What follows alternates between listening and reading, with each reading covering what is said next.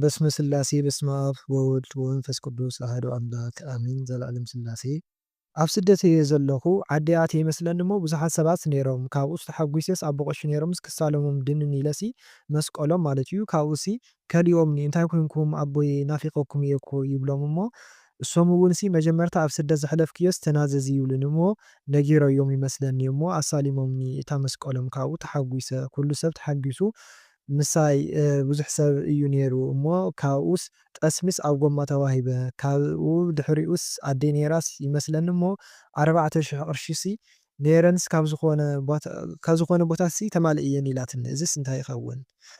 እቶም ኣብ ብቕሺ ዝቁጥዑ ዘለዉ ኣብ ቀሺ ማለት መድሃኒዓለም እዩ ካልእ ከዓ ኖርማል ቀሺ ኣብ ነፍስኹም ማለት እዩ ኣብ ነፍስኺ ስለዚ በቃ ኣብቲ ስደት ዝገበርክዮ ማለት ዓርቢ ረቡዕ ምብላዕ ክኸውን ይኽእል በቃ ብዝተፈላለየ መልክዕ ኣብኡ ዝሰርሕክዮም ሓጢኣታት ተናዘዚ ንስሓ እተይ እዮም ዝብልኹ ዘለዉ ማለት እዩ ቄደር ተጠመቂ እዮም ዝብልኹ ዘለዉ ስለዚ ንስኻ ከዓ እሺ ኢልክስ ከም ዝተኣዘዝኪ ከም ዝተናዘዝኪ ንስሓ ከም ዝኣተኺ ንስሓ ክንኣቱ ከለና ከዓ ምስ ኣምላኽ ንዕረቕ ኣለና ማለት እዩ ምስ እግዚኣብሔር መድሃኒዓለም ንዕረቕ ኣለና ንስኻ ከዓ ተዓሪቕካ ከለኺ ማለት እዩ ወይ ከዓ ንስሓ እንድሕር ዳ ኣቲኻ ከዓ ከም ዝተዓረቐካ ኣምላኽ እውን ክኸውን ይኽእል ማለት እዩ እና ንስሓ ምስ ኣተኻ ከዓ ጠስሚ ተዋሂብኪ ኣሎ ማለት እዩ እቲ ጠስሚ እውን ፈውሲ ምሕረት ፀጋ ስለዚ ፀጋ ምሕረትኪ ፈውስክስ ረኺብ ከለኺ ትበሃወ ኣለኺ ማለት እዩ ኣደኺ ከዓ ኣዴኺ ዘይኮነት ድንግል ማርያም ማለት እዩ 4,000 ቅርሺ ትበክስ ዘላ ከዓ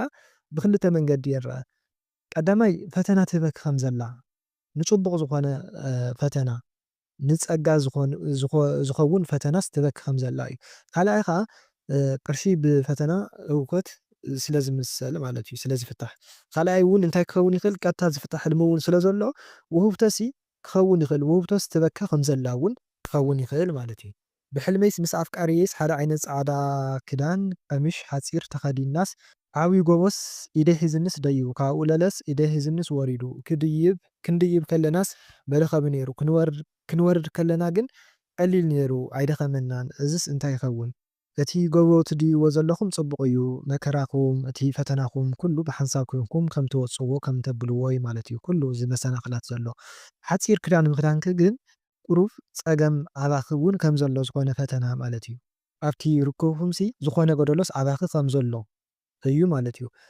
ወይ እውን ኣብኡ እንድሕር ዳ ዘየለ ኣብ ፀጋኺ ማለት ኣብቲ መንፈሳውነትኪ ኣብቲ ፀጋኺ ዝኾነ ዝጎደለ ነገር ከም ዘሎ እዩ ማለት እዩ ግን ብሓንሳብ ኮይንኩም ኩሉ እቲ መሰናኽላት እቲ ፈተናታት እቲ መከራታት ኩሉ ትሓልፍዎ ከም ዘለኹም ሓቢርኩም ከዓ ናብ ኣምላኽ ናብ እግዚኣብሔር ትኸዱ ከም ዘለኹም እዩ ማለት እዩ ማሓዛይስ ኣላትኒ እሞ ኣብ ዘይንፈልጦ ገዛ ይመስለኒ ነርናስ ኣዳይሽ ነይሮም ስምሳና ኮፍ ኢልናስ እዛ ማሓዛይ ግን ደው ኢላሲ ከምዚ ጥንስቲ ይመስለኒ ፆታ ክትፈልጥ ዝተመርመረት ይመስለኒ ካብኡሲ ትናደድ ከምቲ ዝሓሰብክዎስ ኣይኮነን ኢላስ ተማርር ኣነ ከዓሲ ታይድኺ ደሊኺ ነርኪ ጓል ድዩ ትደሊ ዋላስ ወዲ ይብላ እሞ ከይመለሰልትለይሲ ሓንቲ እንቋቑሖስ ናባይስ ወርዊራትለይ ካብኡ ኣብ ክዳነይሲ ይስበር እቲ ፃዕዳ ፈሳቲ ዘይረኣየኒ እታ ኣስካሉ ጥራይስ ይሪኦ መሊሳ ኣብ ቅድሜናስ ፀፋፋዕ ትብልሲ ሞባይላ ናብ ማይ ብሑቕ ትጠልቕ እሞ ኣነስ ይሓፍር ይመስለኒ እንታይ ኮይና ሎማ ኣንቲ ቀሊላ ኣብ ቅድሚ ኣጋይሽ ከምዚ ትብል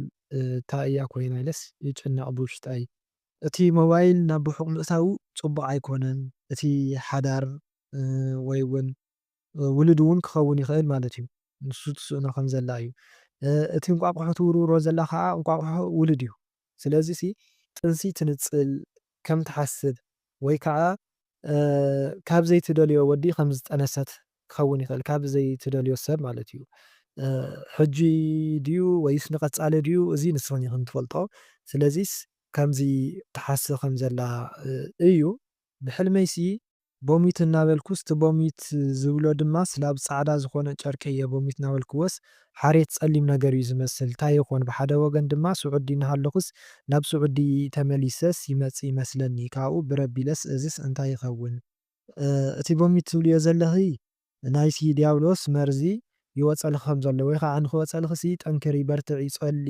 ፀበል ስተይ እዩ ስዑዲ እናሃለኹስ ናብ ስዑዲ ተመሊሰ ትብልዮ ዘለኺ ከዓ በቃ ኣብ ሓደስ ከምዘይ ዓረፍኪ በቃ መንፈስኪ ኩሉሲ ከምዘይ ዓረፈ ከምዘይ ተረጋግዓኺ እዩ ማለት ሰብኣይስ ኣለኒ ብፍቅሪስ ፀኒዕና ቃል ኪዳን ኣሲርና ስደት ፈላሊና ብኡ ከዓ ንፋስ ኣቲና ተባኢስና ነርና ግን ንተዓረቕ ይብለኒ እሞ ኣይኣምኖን ብዙሕ ግዜ ስለ ዝበደለኒ ኣብየዮ ግን ኩሉ ግዜስ ኣብ ሓደ ገዛስ ንራኸብ ይመስለኒ እሞ ግን ሰላም ዘይንበሃል ተደጋጋሚ እየ ዝሓልሞ እንታይ ይኸውን ኣብ በረኻ ንራኸብ ይሓስለኒ እሞ ንጠማመት ሰላም ግን ዘይንበሃል ብዙሕ ግዜ እየ ዝሓልማ። ክልቲኦኹምሲ ድሌት ከም ዘለኩም ብሓንሳብ ንኽትኾኑ ብቤት ከም ዘለኩም እንድዩ ግን ሰላም እቲ ፀገምኩም ተነጋጊርኩም ክትፈትሕዎ ከም ዘለኩም ንሱ ከዓ ከምዚ ዝብድለኪ ዘሎ ኩሉ ነገራት ከዓሲ ፈትዩ ዘይኮነስ ርኩስ መንፈስ ኣብ ልዕሊኡ ዝሓደረ ወይ ከዓ ብዝተፈላለየ መንገዲ ዝኣተየ ርኩስ መንፈስ ብሓፂሩ ይፍትነኩምሲ ከም ዘሎ ይፍትኖ ብፍላይ ከዓ ኣብኡ ይፍትኖ ከም ዘሎ ማለት እዩ። ኣብ ሓዳሩ ንከይቀስል ዋላ እውን እንተደለየ በቃ ብዝተፈላለየ ምክንያት ቁም ነገር ንከይኸውን ዝኾነ ነገር ይኽልክሎ ከም ዘሎ እዩ ማለት እዩ። ንስኺ ግን ነዚ ትሪኦ ዘለኻ ከዓ ጸሎት ንክትገብሪ ንክትበርትዒ ስመ ክርስትንኡ ኣብ ኢድኩ ፅሒፍኪ ኣብ ኢድኪ ፅሒፍኪ ንክትሰግዲ ስም ክርስትንኡ እንድሕር ደኣ ዘይትፈልጥዮ ተኾይንካ ከዓ እቲ ዓለማዊ ሽሙ ፀገም የብሉን ፅሒፍኪ ክትሰግዲ ጸሎት ክትገብርሉ እቲ ልዕሊኡ ዘሎ ርኩስ መንፈስ መታን ክርሕቕ መታን ክወፅእ ናብ ልቦንኡ መታን ክምለስ ጸሎት ክትገብርሉ እሞ ብሓንሳብ ክትኾኑ ዝሰምዐኪ እንተኮይኑ እውን ክትግስፅዮ ክትመክርዮ ጸሎት ንክገብር ንዕኡ እውን ትምህርትታት ሼር ንክትገብርሉ እዩ ዝሕብረኪ ዘሎ ኣምላኽ ማለት እዩ። ኣብ ስርሐይሲ መብራህቲስ የጥፋ ግን ምስታ ሓላፊተይ ኮይነስ ኣትየን ክልተ መዓልቲ ብዘይ መብራህቲ ብዙሕ ይሰርሓ መበሳሳይ መዓልቲ ግን ስራሕሲ ከም ቀደሙስ ብዙሕ እዚኣ ከዓ ብደንቢ ኣይትረድአትንን ግን እቲ ጸልማት ማለት ዲያብሎስ በቃሱ ኢሉ ዝኾነ ፈተናታት ህውከታት እሱታት እዩ። ስለዚ ኣብ ጸልማት ነበረ መብራህቲ ክበርህ ከሎ ከዓ ይበርህ ከም ዘሎ እቲ ፈተናታት ከም ዝሓልፍ እቲ ጸልማት ዝኾነ እቲ ሕማቕ ዝኾነ ግዜ ወይ ከዓ እቲ ሕማቕ ዝኾነ ነገራት ሓሊፉስ ብርሃን ከም ዝኸውን እዩ። ጽቡቓት ጫማስ ይረክብ እሞ ድሓር ንኣቦ ደቀይሲ ርአየን እሞ ክጽበቓ ይብሎ እተን ጫማ ማለት እዩ። ከዓስ ፒንክ እየን ነይረን ሕብረን ካብኡ ኣብ ልዕሊአን ከዓ ጻዕዳ ፍላወር ዘለወን እየን ንሱ ከዓሲ ይብለኒ እወ ጽቡቓት ግን እግርክሲ ቀጢን ስለ ዝኾነስ ይዓቢ ይብለኒ ኣነ ከዓሲ እተየን እቅነየ እሞ ብጣዕሚ ጽቡቓት ማዕረ እግረ ይኾና ብጣዕሚ ድማ ይፈትወን እዚስ እንታይ እዩ? እቲ ጫማ ማለት ሓዳር እዩ ምሳኽሲ ይዓብየኪ ዶ ወይስ ልክዕ መጻየን እንተኮይኑ እቲ በዓል ቤትኺ ዝብለኪ ዘሎ ከዓ ኣቅም መፂናን ትብልዮ ዘለኽስ በቃ ሓዳር እቲ ኩሉ ነገር ምስኡ ከም ዝኾነ ክፍልኺ ማለት እዩ። ግን ብዝተፈላለየ ምናልባት ብሓንሳብ እንድሕር ደኣ ዘለኹም ብዝተፈላለየ ብናይ ሰባት ቅንዕ ክኸውን ይኽእል ብናይ ርኩስ መንፈስ ሓይልስ ኢኹም ተረሓኢኹም ዘለኹም እምበር እቲ ክፍልኩምስ ትኽክል ከም ዝኾነ ብሓንሳብ ከም ዝኾንኩም እዩ ማለት እዩ። ሓንቲ ከደረይቲ ጓልሲ ኣብ ኣፍ ገዛይስ ኮይናስ ትበክብ እሞ ገዛ እተዊ ኢለሲ ኣጆኺ ይብላ ምግቢ ክሰርሕ ይብላ እሞ ኦኬ ትብለኒ ግን ዓርከይ ምትዕራቕስ ኣቢን ትብለኒ እሞ ደውሉላ ኣጆኺ ይብላ ንሱ ከዓስ ይቕበላ ተሌፎን እሞ ጽቡቕ ቃላት የዘራርባ ኣነ ከዓሲ ንስኺ ኢኺ እምበር ንሱስ ጽቡቕ እዩ ዘሎ ምሳኺ ይብላ ኖ ኣቢን እዩ ትብለኒ ኣነ ከዓሲ ምግቢ ይሰርሕ ግን ክንበልዓሲ ኣይዝካረምን እዩ። እዚ ከዓ እንታይ ክኸውን ይኽእል በቃ ከምዚ ብፍላይ ከዓ እንድሕር ደኣ ትፈልጥያ ተኾንኪ እታ ጓል ማለት እዩ ከምዚ ዝተባእሱ ሰብ ኣተዓርቂ ከምዚ ዝተጸገመ ሰብ ሓግዚ ከምዚ ዝበኪ ዘሎ ብፍላይ በቃ ናይ ምትዕራቕ እንትን ከም ዘለኪ እዩ ማለት እዩ። ስለዚ ኣተዓርቂ ዝተባእሱ ሰባት ክነተዓርቕ ከም ዘለና ፍቕረኛታት ይኹኑ ሰብ ሓዳራት ብፍላይ ኣተዓርቂ ክትበሃል ዘለኺ ማለት እዩ። እንድሕር ደኣ ትፈልጥያ ተኾንኪ ከዓ ንዓሲ ዕረቕ እያ ክትበሃል ዘለኺ። ኣብ ጥቓ ቤተክርስትያን ኮፍ ኢለስ ምስ ሓደ ዝፈልጦ ወዲ ቀይሕ ቆልዓ ሓቂፈስ እንታይ ይኸውን መንፈስ ቅዱስ ቆልዓ ምሕቋፍ ማለት መንፈስ ቅዱስ መልኣክ ምሕቋፍ እዩ ጽቡቕ እዩ። ኣደይሲ ሞይታ እያ ብሕልመይስ ንዓይ ንኣፍቃሪየይሲ 100 ቅርሽስ ሃደናስ ሂባትና ኣነ ተቐቢለ ናብ ጁባይ እተያ ፍቕረኛይ ድማ ኣይቀበለኒ ኢልዋ እዛ ከዓ ውሉድ ኢኹም ትረኽቡ ዘለኹም ማለት እዩ። ንስኺ ኣሜን ኢልኪ ክትቅበሊ ኣለኺ እቲ ወዲ ከዓ በቃ ክወልድ ከም ዘይደሊ እዩ። ኣብ ገዛና ኮይኑ ይስምዓኒ እሞ ኣራንሽስ ባናና ኮታስ ኩሉ ዓይነት ፍሩታትሲ ሓንቲ ኣንጭዋስ ብድሕሪ ማዕጾስ ክትወስዶ ዛሕዛሕ ኣቢላቶሲ ይረኽባ ኮይኑ ይስምዓኒ እንዳጎይኹ ምስ ኣተኹሲ ክልተ ተኽሊ ገረብ ከምዚ ዝጸምለዋ ኮይኑ ይስምዓኒሲ ማይ እየን ደልየን ማይ ክገብረለን ይብል ነቲ ፍሩት ከዓስ ገና ካብ ማዕፆ ከየውፃቶሲ ኣርኪበ እያ ማለት እዩ እታ ኣንጭዋ ሽዑ ምስ ረኣየትንሲ ብድሕሪ ማዕፆስ ሃዲማ ትወፅእ ብውሽጠ ከዓሲ ናብ ጎረቤት እያ ክትወስድ ሓሲባ ይብል ኣንጭዋ ማለት ሓሳድ ምንቀኛ ዝኾነት መንፈስ እያ ማለት እዩ። ስለዝስ እቲ ፍሩት ከዓ እንጀራ እዩ፣ በረከት እዩ፣ ከምኡ እውን ውሉድ እውን እዩ፣ ተስፋ እዩ፣ ኩሉ ነገር እዩ። ስለዚ እና እንኳዕ ዘየበለትልኪ እንኳዕ ዘይወሰደትልኪ ምንም ፀገም የብሉን። ኣነስ ስዑድ እየ ዘለኹ ካብኡስ ማዘረይ መፅያሲ ይመስለኒ እሞ ካብኡ ክዳነይ ዝነበረ እንኪ ሕዝዮ ክዲማ እማየ ኣነስ ኣይክደኖን ይብላ ካብኡስ ብሕልመይስ ክፍኢልዋስ ይሓልም። እቲ ክዳን ማለት ፀጋ፣ ማዕርግ፣ ሓዳር ወዘተ እዩ። ስለዚሲ እዝስ ኣይደልን እየ ክትብል ዘለኺ ንሰና ከዓስ ከፊኡወን ማለት እዩ። ስለምንታይ እቲ ፀጋኺ እቲ ክብርኺ እቲ ሓዳርክሲ ከም ዘይትደሊ ወይም ትድርብዮ ከም ዘለኺ ብዝተፈላለዩ ብዓለማዊ ነገራት ተታሊልኺ ክኸውን ይኽእል ማለት እዩ። ስለዚ ወይ እውን ንቐፃሊ ከምዚ ከየጓንፈኪ እቲ ሓዳርኪ እቲ ፀጋኺ ስኡልኺ ከይትድርብዮ ከይፈለጥኪ ይኹን እንዳፈለጥኪ ማለት እዩ ፀሎት ግበሪ እዩ።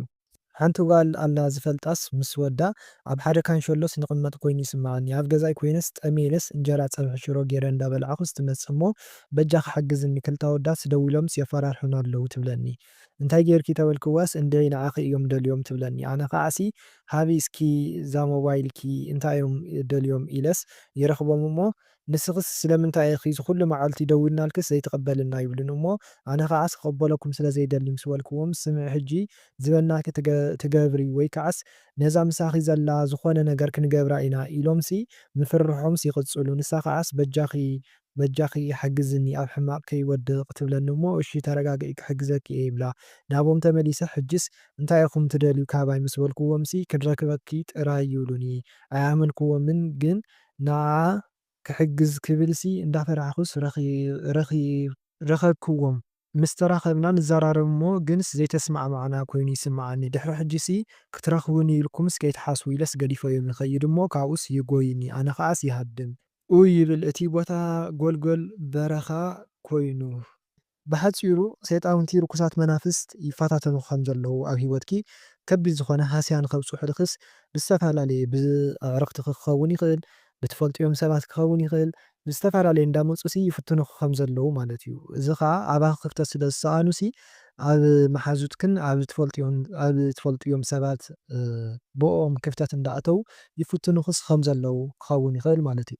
ቅድሚ 14 ዓመት ዝነበርኩ ገዛ ይመስለኒ እሞ ኣነ ምስ በዓል ቤተይስ ክልቲኦም ደቀይ ወደይን ሰብኣይን ኣብ ዓራት ኮፍ ኢሎምስ ኣነን ጓለይን ከዓ ኣብ ምድረ ቤት ከለናስ ድሙ ትመስል እሞ ኣነ ከዓሲ ነታ ጓሌስ በልያ ኣውፅእ እያ ይብላ። ሽዑ ብጎማ ጌራስ ክትሃርማ ትፍትን እሞ ኣይከኣለትን ንበዓል ቤተይ ህረመለ ይብሎ በትሪ እውን ይብሎ ንሱ ከዓስ ኣይተገደሰላን ከይሃረምናያ ከዓ ተበራቢረ ቅድሚ ሕጂ እውን ኣብ ገዛይ ድሙ ይርኢ እሞ ከበረራ እንተፈተንኩሲ ልክዕ ክንዲ ነብሪ ክትነውሓኒ ኣብ ከሳደይስ ምስ ሓዘትኒስ ቅዱስ ሚካኤል ሓግዘኒ እናበልኩስ ተበራቢረ እዚኣስ እንታይ ትኸውን? እሺ ድሙ ማለት ጸላኢ ሰናያት እያ ናይ ጸላኢ ማለት ከምዚ ትብሕጭረካ ተፈራርሕካ እንድሕር ዳ ኮይና ማለት እዩ። ስለዚ ርኩስ መንፈስ ጸላኢ ሰናያት ይፈታተነኪ ከም ዘሎ እዩ ማለት እዩ። ኣብቲ ሓዳርኪ ኣብቲ ሂወትኪ ኩሉሲ ይፈታተነኪ ከም ዘሎ ንስኺ ግን ነቒሕኺ ከም ዘለኺ ንቃለሳ ትብልዮ ከም ዘለኺ ወይም ትብልዮም ከም ዘለኺ ንደቅኺ ንበዓል ቤትኪ ንስድራኺ ማለት እዩ። ኮይኑ ግን በዓል ገዛኺ ግን ኣይትረድኦን ዘሎ ኣብቲ ናይ መንፈሳውነት ወይም ኣብቲ ናይ ሽርሒ ኣጋንንትስ ኣይተረድኦን ከም ዘሎ ስኡ ኢሉ ዕሽሽ ይብል ከም ዘሎ እዩ ማለት እዩ። ወይ ከዓ ድሙ ብካሊእ እንታይ ትኸውን ትኽእል ናይ ቀረባ ሰብ ድሙ ለማዳ እያ። ስለዚ ካብ ቀረባ ዝኾነ ናይ ገዛ ናይ ስድራ ናይ መሓዛ ምናምን ዝኾነ መተት መንፈስ እውን ትበሃል እያ ማለት እዩ። ስለዚ ኣብዚ ግን ኩሉ ሻዕ ክንሕዞ ዘለና እንታይ እዩ ጸላእትና ስጋና ደም ዘለዎም ኣይኮኑን ማለት ምስ ደቂ ሰባት ኣይኮነን ስጋና ደም ዘይብሎም ናይ ቀደም ገዛእቲ ዝነበሩ ርኩሳት መናፍስት ሰይጣናት ምስ ዲያብሎስ ይጸላኢና ንሱ ጥራይ ይጸላኢና እምበር ካልእ ጸላኢ የብልናን። ዋላ እውን ሰባት እንተበደሉና ሰይጣን እዩ ፅሒትዎም እናበልና ክንሓስብ ክንኽእል ኣለና ማለት እዩ። ስለዚ ካብኡ ዝመፀ ብቕንኢ ይኹን ብምንቀኝነት ይኹን ዝመፀ መንፈስ ብመተት መልክዕ ካብ መሓዛ ዝመፀ መንፈስ ኣብቲ ስድራኺ ኣብቲ ሂወትኪ ትርብሽ ከም ዘላ እውን ክኸውን ይኽእል ማለት እዩ። እና ጠንኪርካ ክትጽሊ ከም ዘለኪ ብዝኻኣልክዮ ኣብቲ መንፈሳውነት ወይ መንፈሳዊ ሂወት ኣጽኒዕኺ ክትሕዚ ከም ዘለኪ እዩ ማለት እዩ።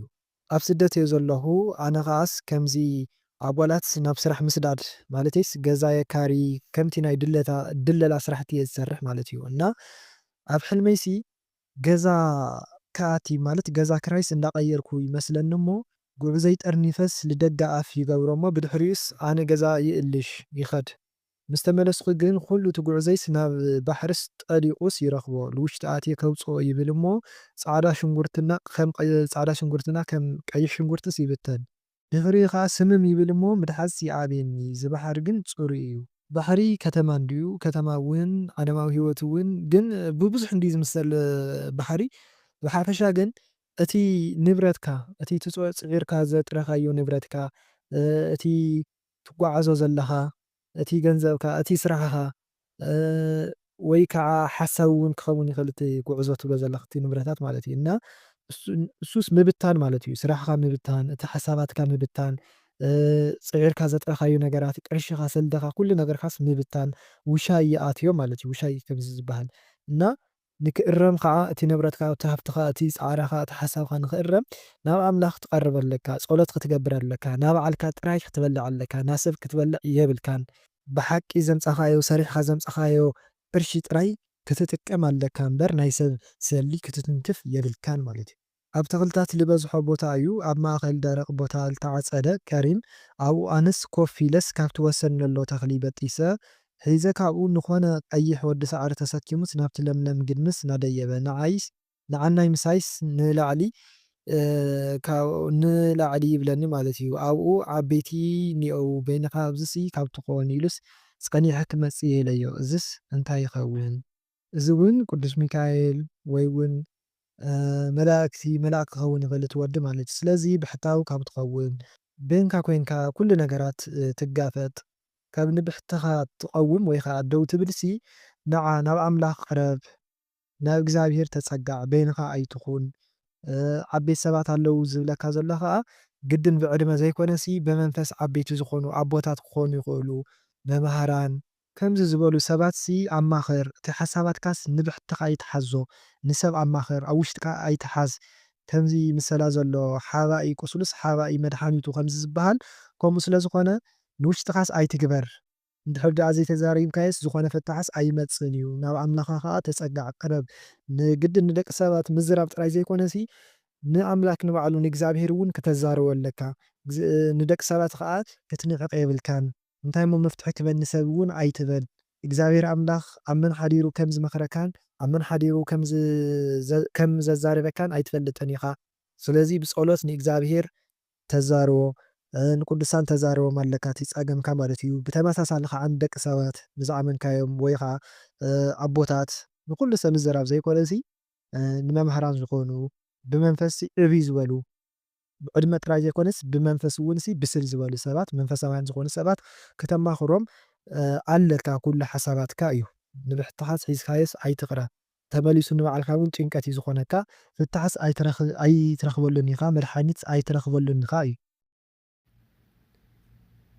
ኣነስ ብሕልመይ ገዛ ይጽሪ ይመስለኒ እሞ እቲ ደረጃ ናይቲ ገዛ እናጽረኹ ከለኹ እቲ ርስሓት ወይ ቁርጽራጽ ናይ ኣርቲፊሻል ፀጉሪ ናይ ቀደም ዝነበረኒ ዩኒፎርም እዩ። እቲ ደረጃ ወዲአ ናብ ታሕቲ ምስ በጻሕኩ ከዓ ድሞ መፅያ ብእግረይ ትሕዘኒ ብጣዕሚ ፈሪሐ ነይረ። በስመ ስላሴ እናበልኩ ከለኹ ተበራቢረ ብተደጋጋሚ ድሞ ብእግረይ ክትሕዘኒ ብቁጣ ኣብ ከብደይ ክትብሕጭረኒ ብሕልሚ ርእስስ እንታይ ይኸውን እዩ ዝብልኒ ሓፍትና።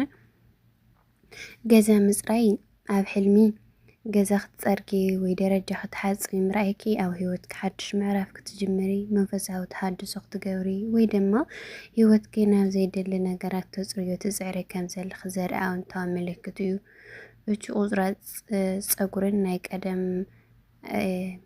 የርፋሌም ኣርቲ ማለት እዚ ኣብቲ ደረጃ ዝረኸብክዮ ርስሓት ኣብቲ ዝሓለፈ ታሪክኪ ካብ ናይ ቀደም ኣተሓሳስባኺ ወይ ድማ ካብቲ ንዓኺ ዘይመጥኑኺ ዝኾኑ ነገራት ክትገላገል ከም ዘለኪ የመልክት። እቲ ተሓፅዮ ዘለኺ ደረጃታት ከዓ ናብ ዝለዓለ መንፈሳዊ ስጋዊ ደረጃ ንምድያብ ዝግበር ቃልሲ እዩ።